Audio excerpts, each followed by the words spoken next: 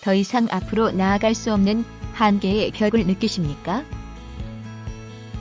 오늘날 우리 사회는 온통 한계 상황을 겪고 있습니다. 일자리 절벽, 성장 절벽, 인구 절벽, 수출 절벽, 혁신의 한계 등 국가, 사회, 기업, 시민단체, 종교단체 등 모든 조직이 한계의 벽을 느끼고 있습니다. 이는 우리 사회가 고도 성장기를 마감하고 저성장의 경제 성숙기로 옮겨가는 대전환기의 변곡점 현상입니다. 기존의 정책과 상식이 더 이상 작동하지 않는 한계입니다. 한계의 벽을 뛰어넘을 뉴 패러다임을 찾아야 할 때입니다. 노르웨이 포경업은 생존의 한계를 어떻게 극복해 왔을까요? 녹색 여행 기업인 노스 세일링 노르웨이사의 단장인 아그네스 아나도트의 할아버지는 포경으로 생계를 꾸렸습니다. 포경이 금지되면서 모두가 죽는 줄 알았습니다.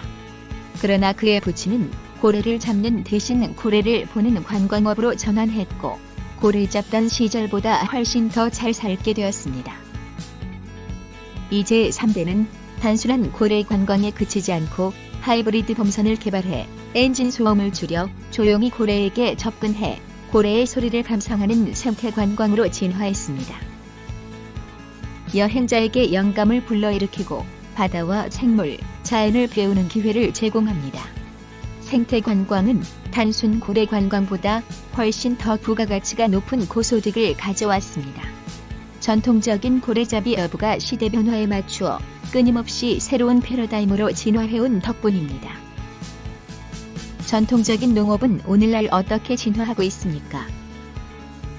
1단계 농업은 농작물을 재배하고 수확물을 판매합니다. 2단계는 농산물 재배에 그치지 않고 농산물을 원재료로 다양한 식품을 제조 판매함으로써 부가가치를 높였습니다.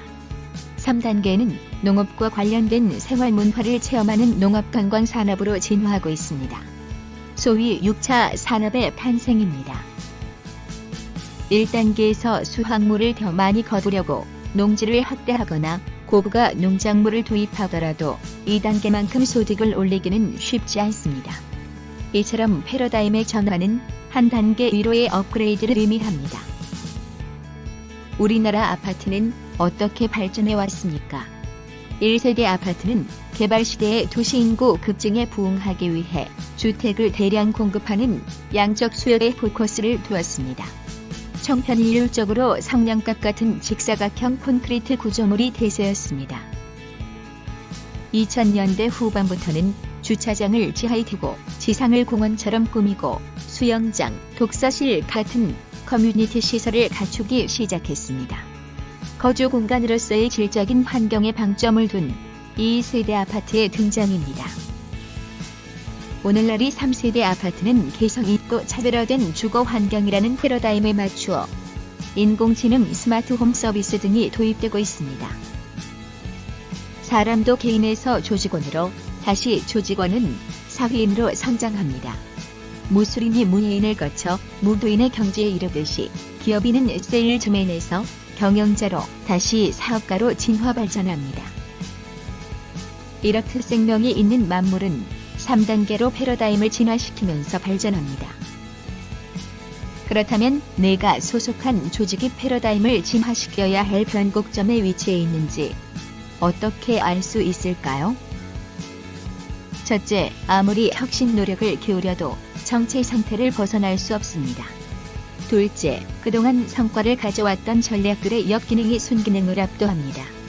셋째, 현 상태를 타개할 해법에 대해 의견이 극명하게 대립되고 조직 갈등이 증폭됩니다. 변곡점은 성장이냐, 정체냐의 문제가 아니라 도태냐 제도약이냐의 기로입니다. 호불항의 경기 사이클과 다른 구조적 전환점입니다. 즉, 현재의 구조에서 이룰 수 있는 최고점에 도달한 상태입니다. 변곡점 한계를 극복하려면 어떻게 해야 할까요? 뉴 패러다임 미래 연구소의 관련 콘텐츠 2편을 참고하십시오.